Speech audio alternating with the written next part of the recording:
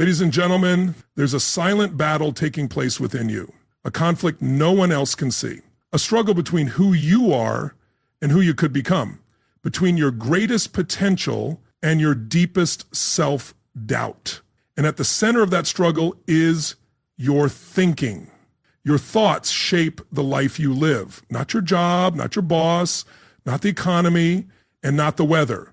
Your mindset is the gatekeeper. It either opens the door to your full potential or keeps you locked in a cycle of mediocrity. Here's the truth. Your life doesn't need to be destroyed to be limited. It only needs your thinking to be compromised. Negative thoughts are not just bad habits.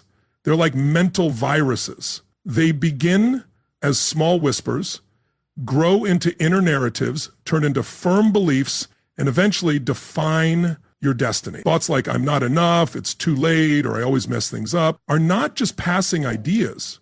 They're internal weapons. They chip away at your self-confidence, bury your goals, and make you hesitate when it matters most. And eventually, you no longer need any outside resistance because you've become your own greatest obstacle. That ends today. Today, we let go of that old internal script and create a new mental code, because success, happiness, and personal progress don't arrive by accident. They happen when you choose to eliminate the thinking that keeps you trapped consistently, intentionally, and without compromise. Let me show you how.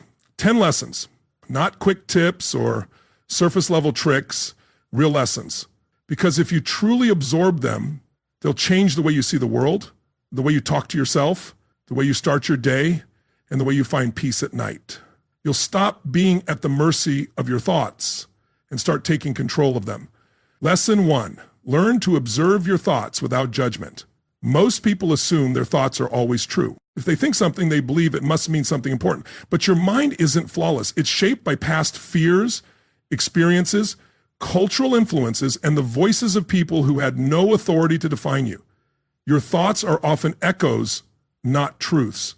And until you learn to observe them objectively, you'll treat every thought as fact. To break the cycle of negativity, you must stop reacting and start watching. When a thought shows up, pause, hold it in your awareness, and ask, where did this come from? Is it helping me or holding me back? Not every thought that visits deserves to stay. You must train your awareness and build that internal pause. That's how you begin to regain control. Lesson 2, understand the language of your mind. Words are the programming language of the brain. The things you say to yourself in silence become the instructions your mind follows. If you repeatedly tell yourself, I can't, your brain doesn't debate. It listens and obeys. Say, I'm not good with people, and you'll start acting distant, unsure, withdrawn. Not because it's true, but because your mind follows the script you've written. You don't need empty positivity, but you do need purposeful, clear language. Replace, I always mess things up, with, I'm learning fast. Shift, this is too hard, to, this is teaching me strength. Speak as if your words are shaping your future, because they are. Your internal dialogue should align with your vision, not your fears. Lesson 3, learn to stop feeding the negativity you consume daily. Negative thinking isn't only something you create, it's something you feed through the people you follow, the content you consume, the conversations you entertain, and the inner critic you accept. Negativity doesn't just live in your thoughts, it lives in your environment. If you keep consuming mental junk, your mindset weakens. Just like a poor diet breaks down the body. The health of your thoughts reflects the quality of your mental environment. If you keep feeding your mind junk input, your belief system begins to break down.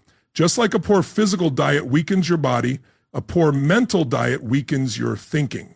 Audit what you consume mentally. Remove the sarcasm, the gossip, the endless comparisons. Choose to surround yourself with strength instead of seeking sympathy. Your mental input determines your output, so be intentional, even ruthless, about what you allow into your mind. Lesson 4, understand the power of questions. The mind is designed to answer questions. Ask a weak question like, why do I always fail? And your brain will deliver a list of reasons. But ask a better question, something like, what's one thing I can improve today?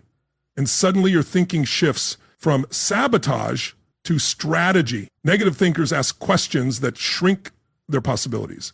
Growth-minded individuals ask questions that open doors. Begin asking yourself daily, what am I thankful for? What am I capable of today? What action can I take that my future self will appreciate? The quality of your life mirrors the quality of questions you ask on a regular basis. Lesson 5, learn to separate emotion from identity. Feeling fear doesn't make you a coward. Feeling doubt doesn't make you incapable. Emotions are experiences, not labels. Yet many people confuse what they feel with who they are. They say, I'm anxious, instead of I'm experiencing anxiety. One keeps you stuck, the other gives you space to act. Start saying, I notice I feel overwhelmed, but that does not define me. Let your emotions pass through you without becoming you. Emotions are messengers. They are not your masters. Learn to listen without automatically obeying. Lesson 6, learn to interrupt the pattern. Negative thoughts don't appear randomly. They're habitual. You wake up thinking what you did yesterday, you see yourself and feel the same doubts. You start something new and familiar fears resurface. This isn't a coincidence. It's a mental routine. To break these cycles, you must disrupt the rhythm. When a negative thought surfaces, interrupt it. Say, stop.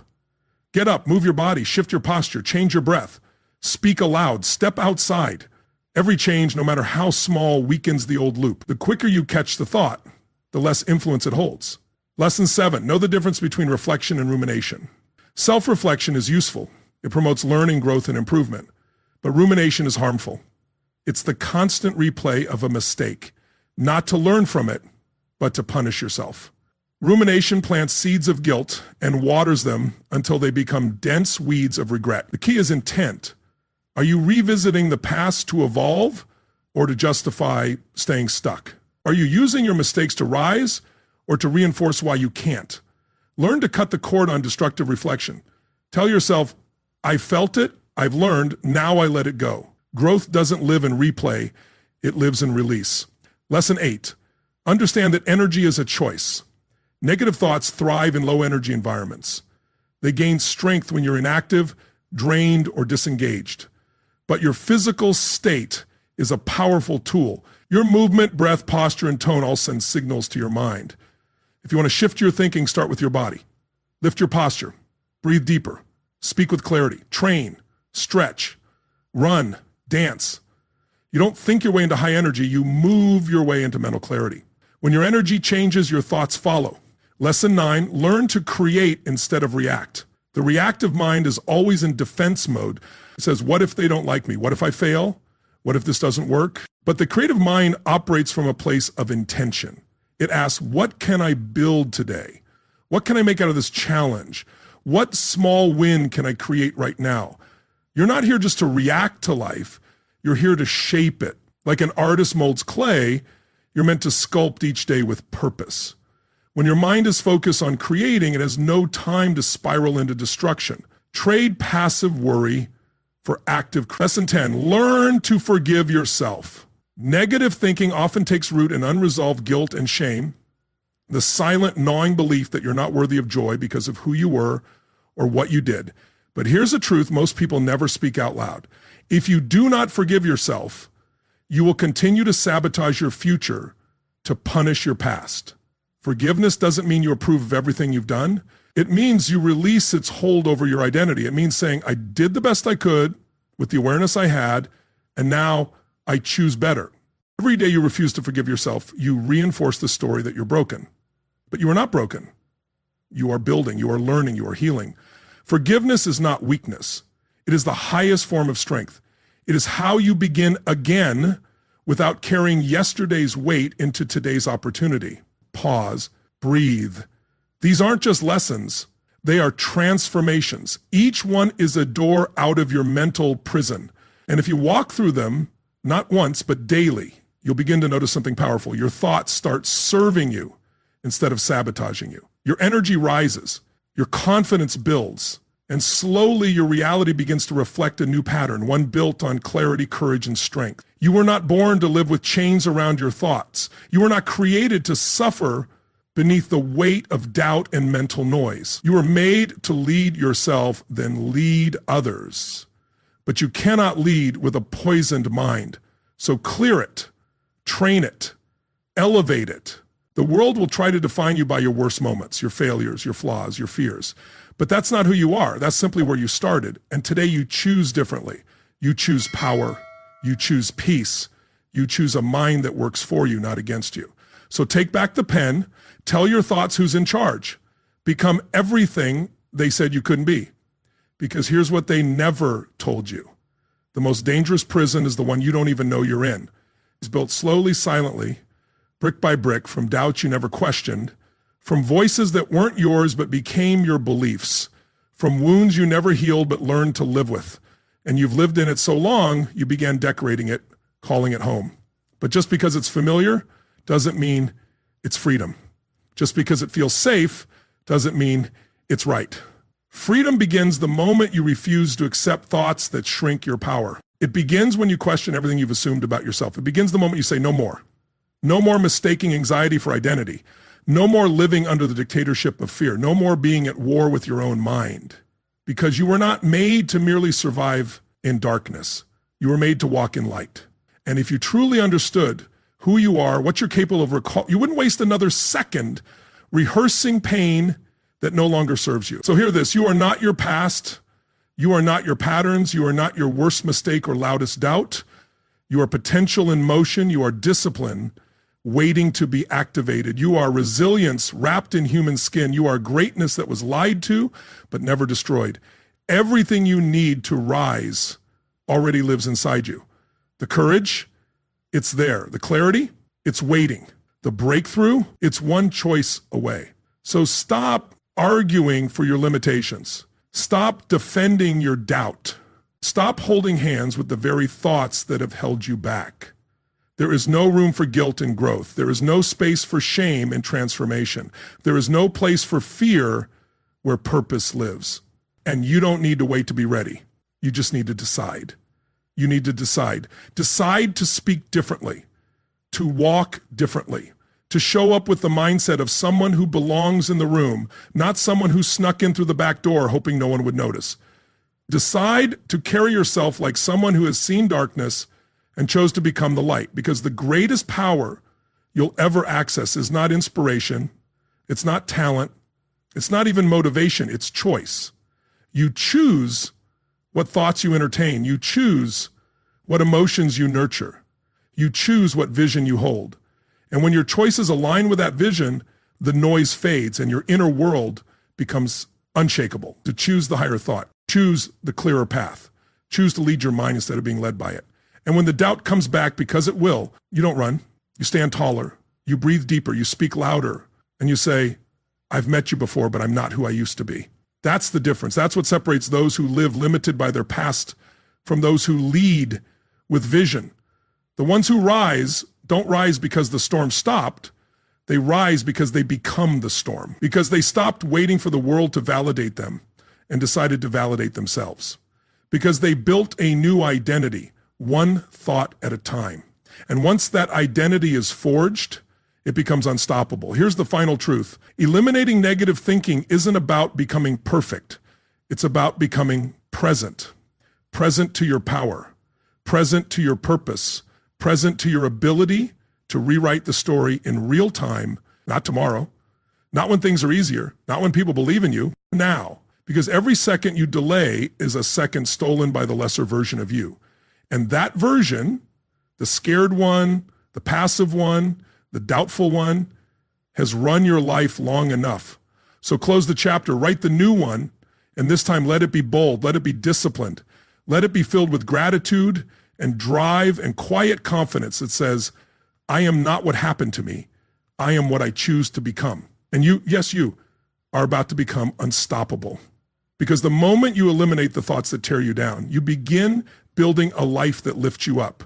And the world, it won't even recognize you 6 months from now, but you will, because you'll know it wasn't luck, it wasn't magic, it was you choosing higher every single day. And that's how you win. Not just once, but for a lifetime. Life will break you. Not once, not twice. It will break you until you forget your own strength, until the voice in your head stops sounding like you and starts echoing every failure you swore you left behind. Life will test the walls of your will, beat on the doors of your patience, and see how long you'll bleed before you rise. But here's what you must remember. Difficulty is not the enemy. It is the invitation. The invitation to become what you say you are, to step into what you believe you're made of. Nobody escapes pain. Nobody avoids hardship. Nobody walks through this life untouched by fire. But some, a rare few, emerge not just unburned, but reborn, sharper, wiser, unshakable. And that's not luck. That is a choice, a path, a series of steps taken by those who refuse to be defined by what happened to them and instead define themselves by how they rise. And the first step is radical acceptance, not passive, not surrender, but radical, conscious, soul-deep acceptance of what is, of what's happened, of where you are, because denial is the first chain. You cannot defeat what you refuse to face. Stop arguing with reality. Stop wishing for a different past. You are not here to undo it. You are here to transcend it. You are here to transcend it. Own it, all of it. The scars, the setbacks, the broken pieces. Because nothing begins until you do. And once you've accepted what is, step into the second truth.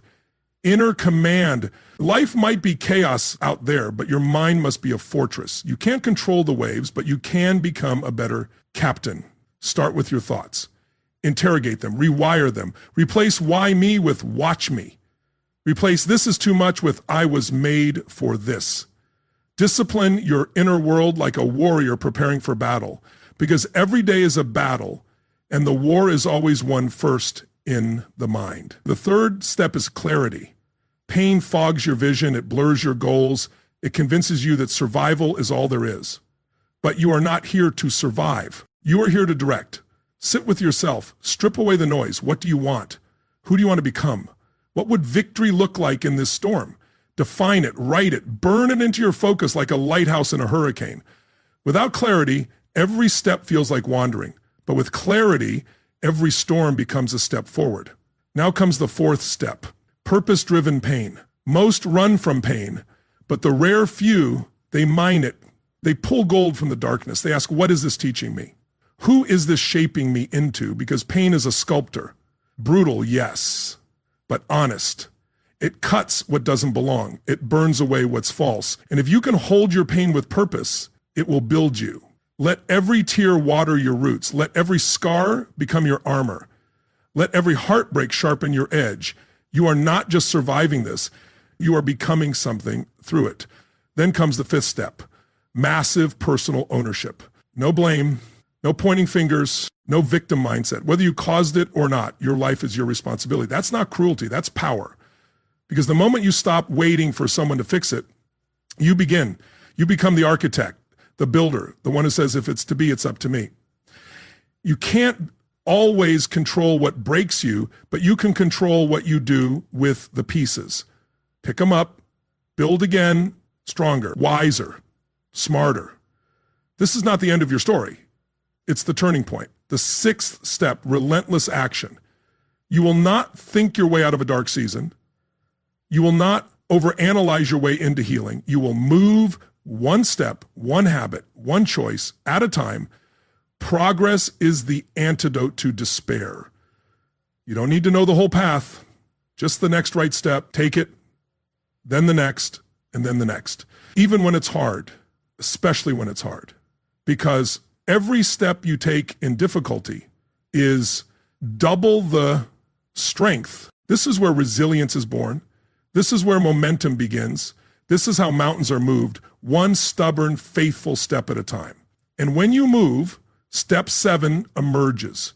Environment engineering. You cannot outgrow your environment if it constantly reminds you of who you used to be.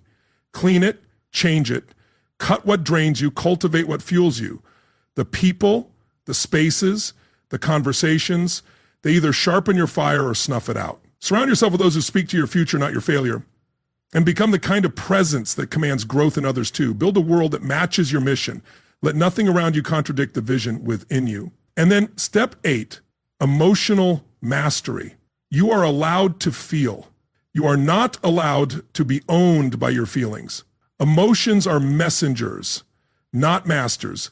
Feel the sadness, but don't drown in it. Feel the anger, but channel it. feel the fear, but walk anyway. Master your emotions, not by suppressing them, but by leading them. Name them, move through them, use them. You are not weak for feeling. You are powerful when you harness those feelings and give them direction. And what do you harness them for? That brings us to step 9, creative reinvention. Life's difficulties are often disguised invitations to evolve, to create a new way of living, a new system, a new self. Don't just survive the storm, redesign yourself through it. Let hardship give birth to innovation, to new routines, to new ways of thinking, to a version of you that wasn't even possible before the pain arrived. And when the world says you've changed, smile and say, exactly, because change was always the point. And then comes the 10th step, spiritual grounding.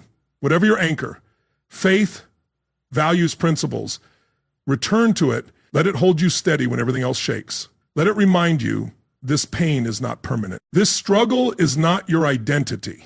You are anchored to something greater than the moment, to truth, to calling, to eternity. That grounding isn't weakness, it's your root system. And the deeper the roots, the stronger the storm must be to move you. Step 11, gratitude in the grind. This isn't about fake smiles, it's about warrior vision. Seeing the value in the battle, being grateful, not because it's easy, but because it's forging something eternal in you. Thank the difficulty, not because it's pleasant, but because it's purifying. Gratitude in pain doesn't mean you like it, it means you own it. And finally, the 12th most unstoppable step, recommitment. Not once, not twice, every day. Every morning, every breath, you recommit to your vision, your future, your highest self. Because life will test your consistency more than your intensity. But if you wake up and recommit again and again and again, there is nothing you cannot overcome. Nothing that can bury you. Nothing that can stop you. Because you are no longer just reacting to life, you are rising through it. So rise not with noise, but with knowing. Not with anger, but with alignment. Not with fear, but with a ferocity rooted in clarity. Because from this moment forward, you do not see difficulties as detours. You see them as doors. Doors to deeper strength, sharper wisdom, unshakable resilience. And now you know how to walk through them. Head high, heart open, feet, because now you don't crumble under pressure, you crystallize. Now you don't flinch when things fall apart, you forge new things from the rubble. Now you don't beg for rescue, you build the ladder. The world may not see the war you fight inside, but it will feel the force of who you've become because of it. Because you are no longer just surviving this life. You are shaping it with every thought, every step, every choice that says, I do not retreat. I reclaim. Reclaim your vision, reclaim your power, reclaim your name. Not the one the world gave you, but the one that was always written inside. The name of a builder, a leader, a finisher, a force. And when the next wave comes, and it will, you'll smile, not because it's easy, but because you remember who you are now. You've walked through fire and you came out carrying light. And that light, that unbreakable flame, it doesn't just illuminate your path, but it lights the way for others. Because the truest mark of someone who's overcome real difficulty isn't the scars they wear, it's the strength they give away. It's the way they speak life into broken souls. It's how they show up for others even when no one showed up for them. It's not about leading with performance, but with presence. Not with pretense, but with peace. That is the true legacy of the overcomer. Not merely to survive, not just to succeed, but to serve, flowing from the deep wisdom forged in darkness. Because those who've walked through fire don't fear it. They become it, and they burn with grace, with clarity, with a calm and steady intensity that says, I don't need the path to be easy, I just need to be prepared. And now you are prepared for whatever lies ahead. Not because you've figured everything out, but because you've mastered what matters most. You know how to keep moving, not flawlessly, not without pain, but with power. So move forward, carry the wisdom, carry the fire, carry the light, and let every storm you've conquered become evidence that nothing, not anymore, has the power to hold you down. Because once you understand that the weight of the world can't crush what's been forged inside you, you no longer fear the pressure. You welcome it. You say, let it come. Because now adversity doesn't overwhelm you, it ignites you. You don't run from challenge. You seek it. You don't ask for an easier way. You sharpen yourself for the one you're meant to walk. You rise earlier. You stay longer. You breathe deeper. When others break, you move with them, with steady fire, because you've earned it, not by chance, but through trial, through earned belief. And when others ask how you keep going, you won't need to explain. Your life will show them. Your eyes will reflect the depth of someone who stayed and didn't quit.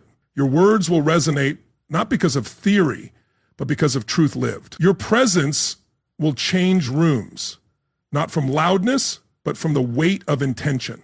And the world pays attention to those who've done the work. So let this be your vow, that no matter what comes, you won't shrink, you won't retreat into doubt, you won't surrender your power to fear, to failure, or to fatigue. You will rise, you will adapt, you will learn, you will overcome, not one day, but every day. And because now, that's who you are. Not a survivor, a builder. Not a wanderer, a warrior. Not a victim. Voice. Every quiet morning where no one saw, the grind, the wounds, the healing, the rebuilding, all of it. Every second has led to this undeniable truth. You weren't made for a life of hesitation. You're here to move mountains through your presence, to own your days with intention, to stand in such grounded strength that even storms make you stronger. Because the greatest transformations don't arrive with applause. They're born in silence, the silence of work done out of sight, the silence of wounds mending in darkness, the silence of choices made when no one's watching. And from that silence, something unstoppable is born. Conviction, unshakable, unbreakable, unmistakable conviction. The kind that turns heads, not because you shout, but because your life speaks volumes. And what it says is this: I've walked through fire and I carry light. I've been through hell and I returned with heaven in my heart. I've been broken, but I was never buried. I was reborn, and now you walk through life with a different presence, not looking for validation, not chasing comfort, but carrying the message that every obstacle is fuel for your rise. With that fuel, you stop waiting for the world to understand you. Instead, you become a reminder to the world that true power doesn't always speak loudly. Sometimes it's found in the way you keep your word, in how you carry yourself under pressure with calm and composure, in how you do simple things but with relentless consistency. And when difficulty knocks again, as it always will, you won't answer with fear but with fire in your eyes. You'll smile, not because you're untouched, but because you've trained for this. You've become the storm. Now, life's challenges no longer define you. They refine you. They sharpen your edge. They deepen your foundation. They elevate your identity. Because now you know with certainty that greatness was never supposed to be easy. It was always meant to be earned. And you're no longer intimidated by the price. You're ready to pay it. Each morning, you rise with purpose, not passivity. Each night, you rest knowing you gave everything, not for applause, not for titles, but because for someone who's seen their own strength, there is no other way to live. So take this fire, take this resilience, take this truth, and step back into the world like someone who knows. No matter what life throws at you, you are called, or not just strong enough to endure, you are bold enough to build. From now on, there is no storm that can outrun the strength of who you've become. And so you walk forward, not as who you once were, but as who you've chosen to be. With every step, you no longer carry the burden of doubt, you carry the confidence of discipline. You don't run from challenges, you move toward them, because you understand the steeper the climb, the greater the view. This world isn't gentle, it's not always fair, it doesn't give out peace or direction freely, but you're not waiting for a handout. You generate your own strength, you create your own clarity, you choose your path, even when it's uphill, even when it's lonely, even when it breaks you open. Because now you understand the breaking was never meant to end you. It was meant to reveal you. The pain wasn't punishment. It was the path. And from that path, you've built something unshakable, something that can't be faked, copied, or sold. A spirit that refuses to fold. You've turned every hit into horsepower, every loss into leverage, every setback into direction. So when the next storm approaches, you won't ask, can I make it? You'll ask, What strength is this here to reveal? Because now your faith is louder than your fear. Your work ethic drowns out your excuses.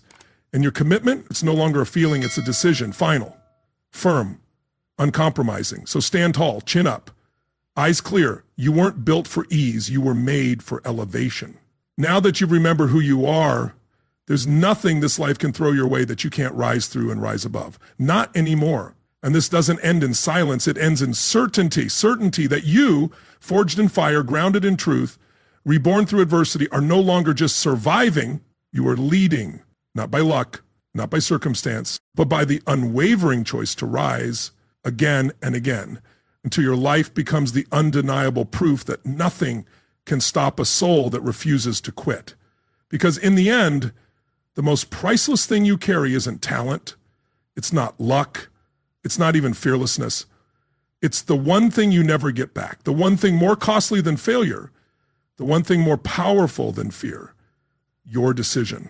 It's time, the quiet currency of your life. Every single second is being spent. The only real question is, are you investing it or are you wasting it?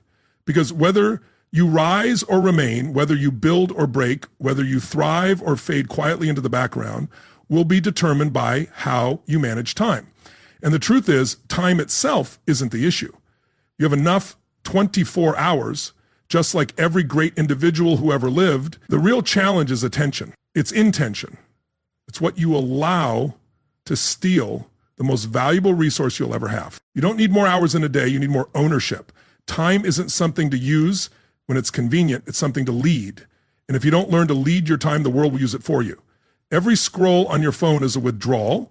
Every meaningless conversation pulls from your account.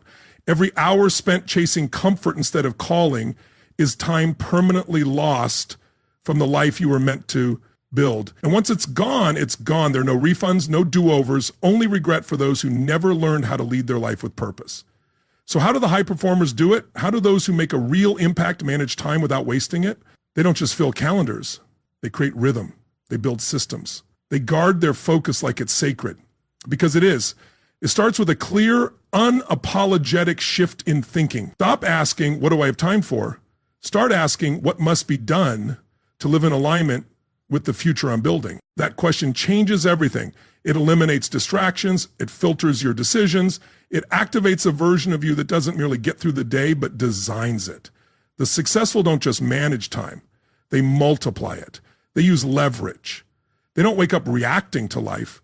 They wake up with ritual, not because of strict routine, but because of deep respect for time, for purpose, for energy.